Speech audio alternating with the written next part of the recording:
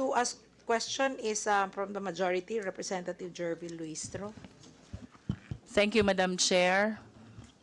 First of all, congratulations to our new Deputy Secretary, the Honorable Sani Angara. With all due respect, Mr. Secretary, kanina pa po natin naririnig yung PISA. And I think the people ought to know what is this PISA all about.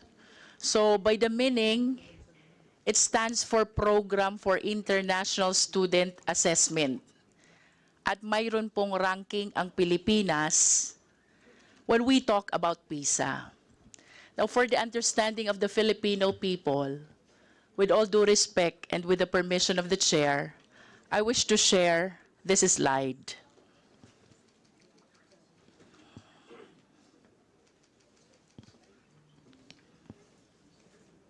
Secretariat, please facilitate. If I may read, Madam Chair, in 2018, there were 79 participating countries. Ang Pilipinas po, we ranked 79th in reading, 78 in science, and 78 in mathematics. Suffice it to say that Philippines is at the bottom. Tayo po ay putot kung tawagin. And then in 2023, there were 81 participating countries. Ang Pilipinas po, it ranked 76th in reading, 79th in science, and 76th in mathematics. And I conclude that there is no significant change. There is no argument that we are already in the computer age. This is a transition that we are all mandated to face.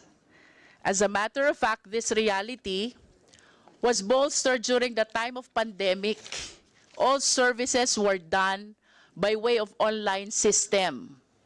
And Mr. Secretary, dito rin po nauso yung online class.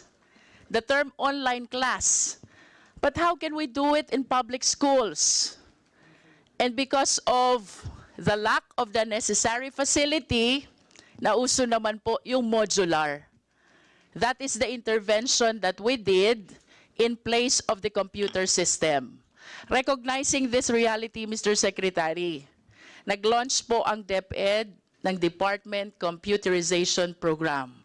And along with this, nagkaroon po tayo ng information, communication, technology packages.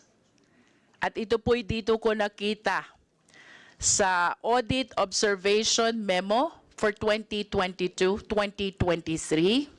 However, before I proceed to that, Mr. Secretary, gusto ko po sanang tanungin government official from the previous administration of DepEd, the time of the previous secretary. In 2023 po ba, ano po ba ang ratio natin ng teacher to computer set at ng estudyante to computer set? Madam Chair? Sino bang in charge ng computers? Admin? Maybe our director for, because the previous undersecretary for admin has resigned, Your Honor. But we have with us the director for IT, that's Director Pitagan. Maybe we could ask that he be recognized to explain and answer the question. With your permission, Madam Chair. Director Pitagan, you're recognized. Blessed morning to all. Ma'am, for the student ratio, currently we are one computer per... If I may interrupt, we are Yes, ma'am. asking for the year 2023, sir, so we can relate it with the result of the AOM for 2023. Ma'am, yun. For the 2023 fund, ma'am, the computer ratio is 1:9, meaning one computer, 9 students po. That is 1:9. One One computer for 9 students. Students. How about the ratio for the teachers? Ma'am, for the teachers, come on, we're getting the,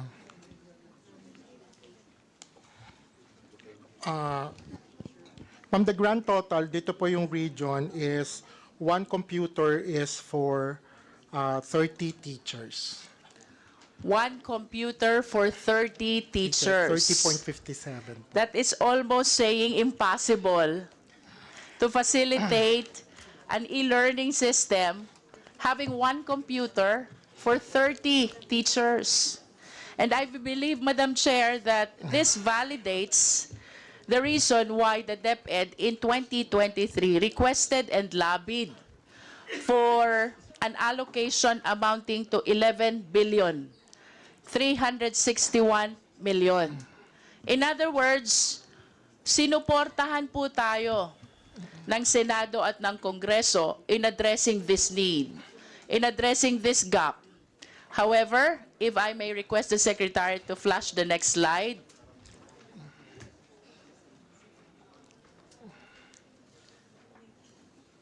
If I may invite your attention to the current appropriations. Ito po yung appropriation for 2023. The amount is 11,361 million. However, ang naging utilization po niya is only 19.22%. That is equivalent by way of obligation to 2,183 million and disbursement to 2,075 million. So, bakit po sa tindi ng pangangailangan natin for ICT packages, Madam Chair, out of 11 billion allocation, bakit po 2,075 million lang ang naging disbursement? Can we hear from DepEd? Please answer the question. May we direct Director Pitagan to Okay. answer, please. Thank you very much, sir. Ma'am, for the 2023, when the new administration came in, the priority was the continuing 2022. That's why for 2022 funds, we have the 92% obligation. Now, yung 2023, ma'am, tumawid ngayon siya na 2024. So right now... Madam Chair, if I may interrupt, Opo. parang ang hirap pong i-appreciate nung naging explanation nyo na ang priority nyo is continuing, which is the budget from 2022. Why therefore did you request for 11 billion for 2023? Kung sasabihin nyo ngayon, ang priority nyo is 2022, kaya hindi nyo nagamit yung 2023. Alam po ninyo, Mr. Resource Speaker, doon po sa amin sa Batangas, hindi po magkamayaw ang humihingi ng tulong na estudyante, teacher, and even PTA officers. Lahat ang problema nila, computer, laptop. Now we have this 11 billion budget. You requested this for 2023. Bakit po ang disbursement nyo 2 billion lang? Yun, ma'am. To answer the question po, in May 2024, nabili na po natin yung 2023 budget. Ang pending po natin, 95% na yung ating obligation.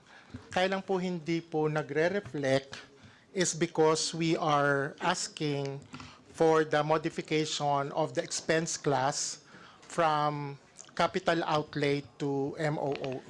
Madam Chair, yun po bang May 2024 na sinasabi nyo, does this pertain to the 2 billion disbursement?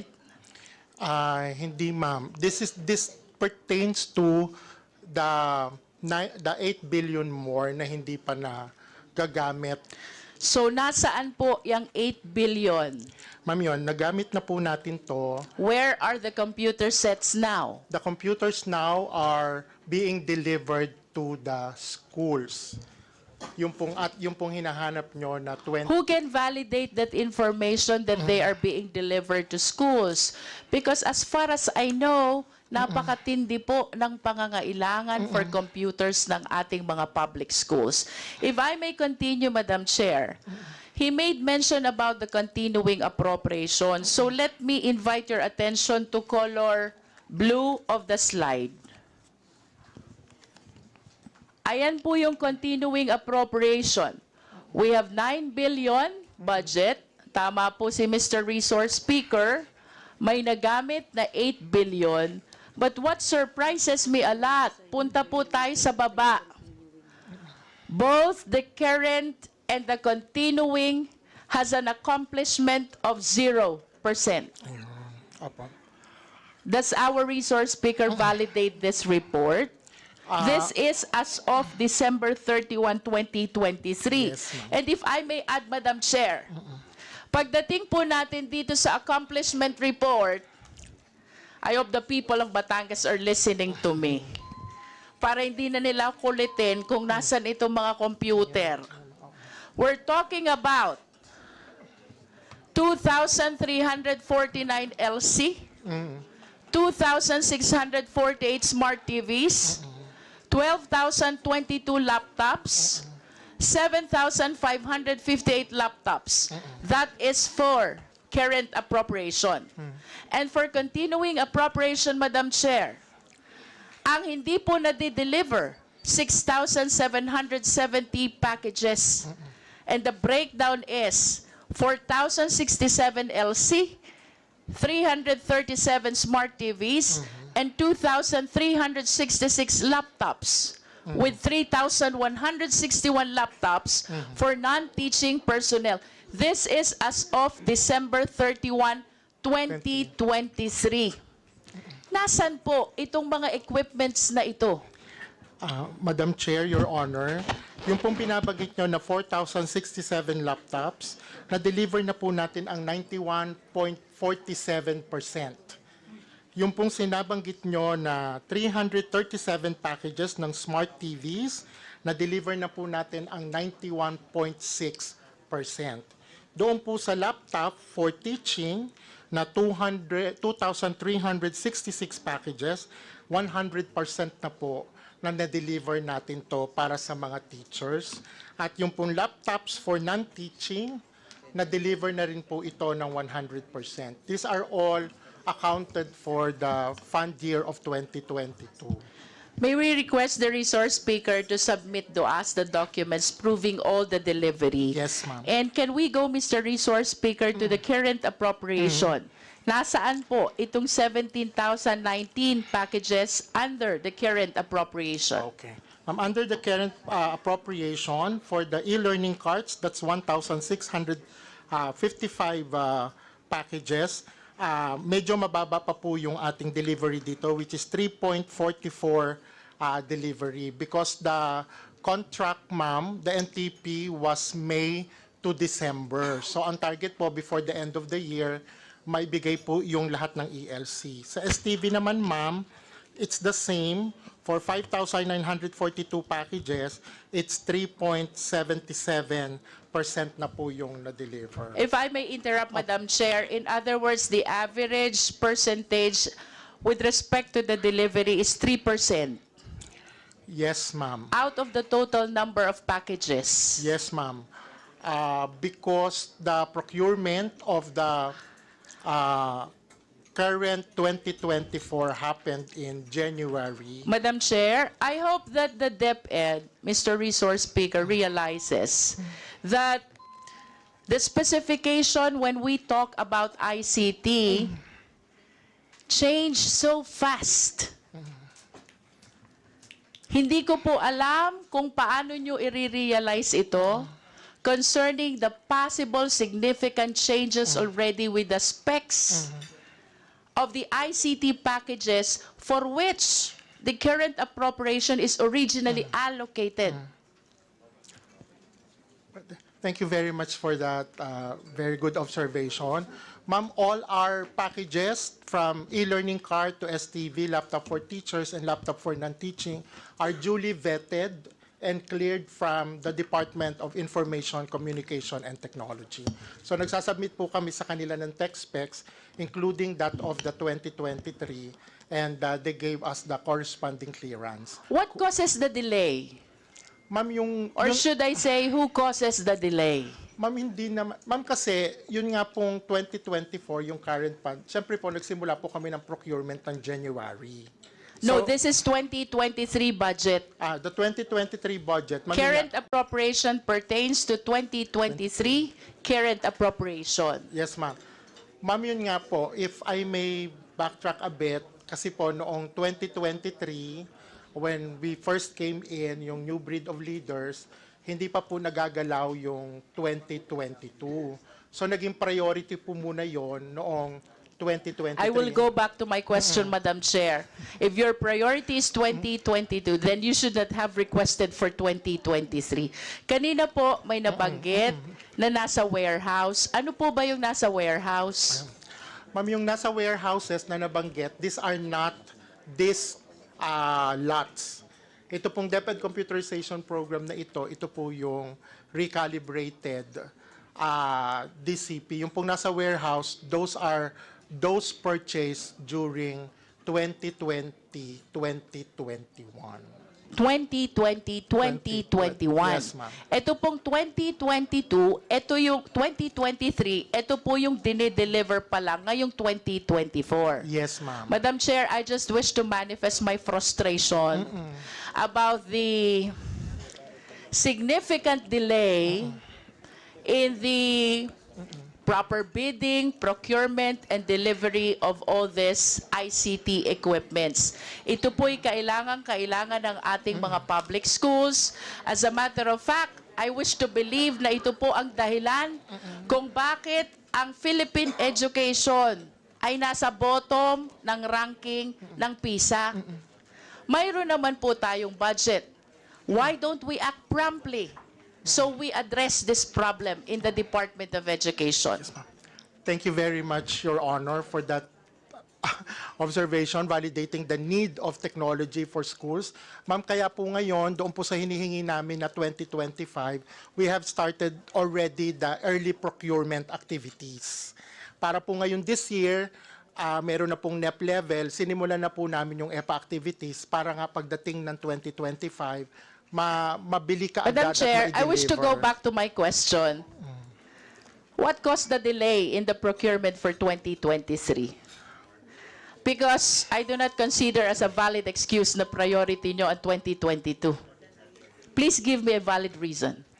Well, some of the reasons na nilagay din po namin, number one, we have to, since bago yung leadership, we have to recalibrate. Kasi ma'am, dati e-classroom Sean, so we have to really do an extensive onboarding of all the strands, all the people on the ground. Ano ba talaga yung kailangan? Magbibigay ba tayo ng computer laboratory? And a whole other... Ibig sabihin, Mr. Resource Speaker, while you are doing all this procurement, you have not made up your mind as to the specification of the ICT that you are procuring. That is a manifestation, Madam Chair. I acknowledge that my time ended already. Thank you. Thank you very much, ma'am. Thank you very much, Representative Luistro.